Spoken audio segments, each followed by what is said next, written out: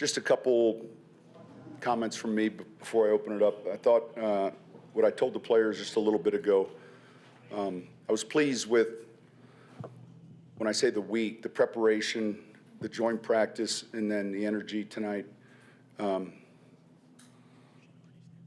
That's a start. That's half the battle when you play this game. And I thought there were a lot of positives. Now, we had enough penalties for 3 games, and we've got to get a lot of that cleaned up. We'll see the tape. They'll come in here tomorrow, but I liked how we played relative to the effort. There'll be a number of things we look at on tape and we're happy with, and there'll be some things that obviously we have to get cleaned up. So, any questions?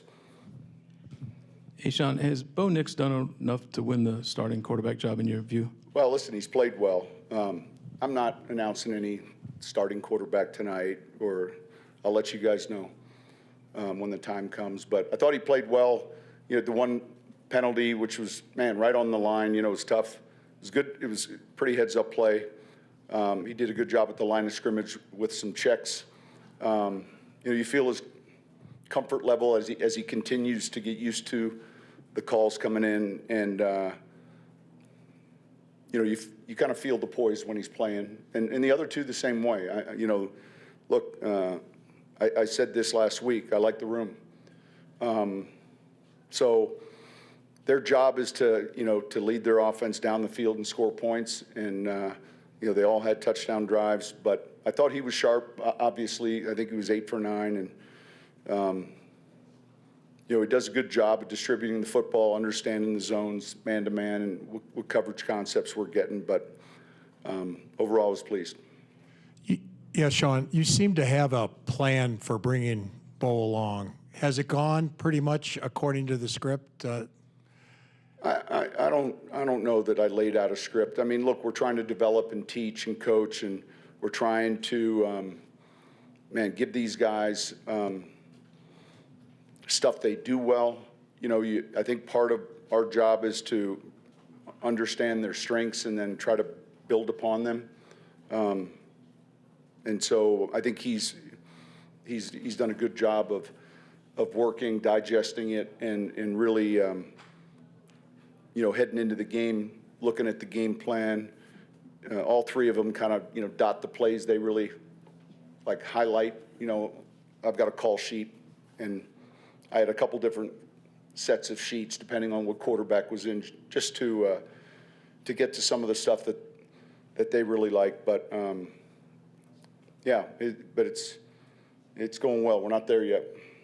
Coach, you told Kay Adams the band still has to play a couple more times, using that metaphor, knowing it's not done yet. How's the band sounding? How are things progressing? Listen, this is all right, putting the cap on the Bo questions right here. The band sounds pretty good. I'm not dancing.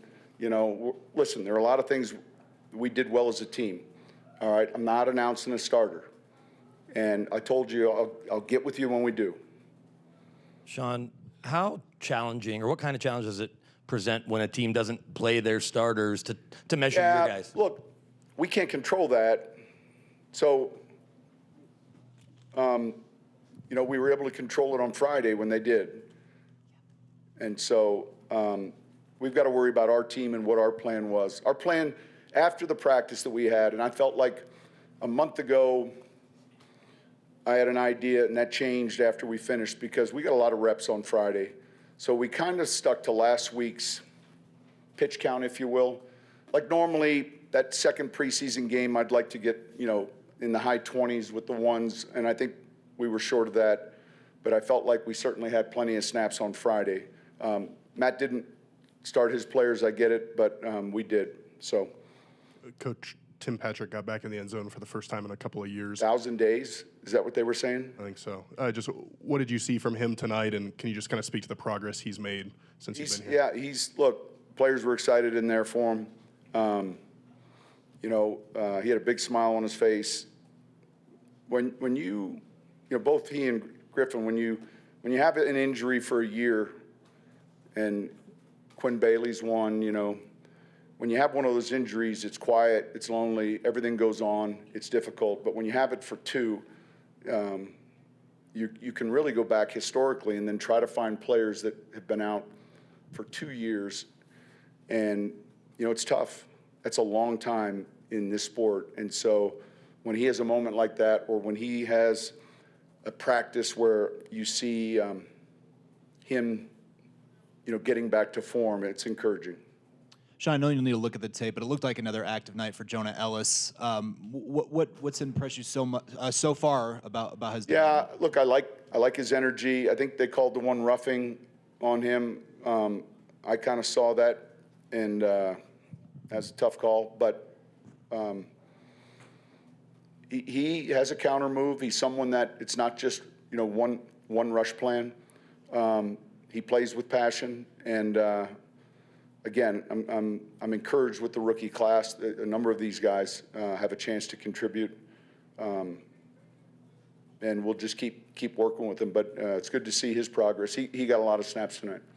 Sean, you've had a lot of eyes on the offense for obvious reasons, but defensively, this is a good week going back to Fridays. Yeah, I would agree. Look, we played the run well at Indy, and then we came back off that game. And now, there were a lot of good things in that joint practice. And look, if you look closely at it, Green Bay makes some plays as well. We finished in a real good fashion in that 2-minute drill. We're just kind of stacking these practices and building confidence. And so we had 2 takeaways. I think we scored 10 points off of them. We didn't win the penalty battle. We won the turnover battle. I'm encouraged. Sean, for the second straight game, you started Cody Barton, and then a cornerback, Riley Moss, got the start. How does the competition stand at those 2 defensive Pretty positions? tight. Those guys are working back and forth. All of those guys are getting reps. And so, we'll look at tonight's tape. We'll see how we're going to roll it next week relative to those specific positions, and then prepare for what we want to do against Arizona. Sean, you've talked about your youth at safety. Just what have you seen, not only tonight, but through camp from some of those guys like Kedron Smith, Devon? Yeah, and look, you get snaps.